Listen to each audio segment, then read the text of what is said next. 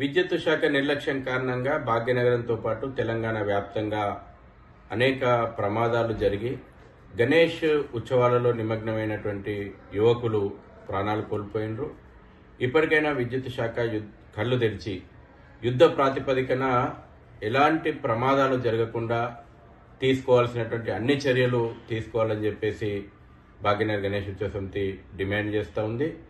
ఇప్పటి వరకు ప్రమాదాల లోపట షార్ట్ సర్క్యూట్ లోపట చనిపోయినటువంటి బాధిత కుటుంబాలను ప్రభుత్వం అన్ని విధాలా ఆదుకోవాలా, గాయపడినటువంటి వారికి మెరుగైనటువంటి వైద్యం అందించేలాగా ప్రభుత్వం చర్యలు తీసుకోవాలని చెప్పి డిమాండ్ చేస్తూ, ఎలాంటి ప్రమాదాలు జరగకుండా పోలీస్ శాఖ, విద్యుత్ శాఖ సరైనటువంటి మార్గనిర్దేశకాలు తయారు చేసుకుని ప్రజల యొక్క విలువైనటువంటి ప్రాణాలను కాపాడాల్సినటువంటి బాధ్యత ఉంది.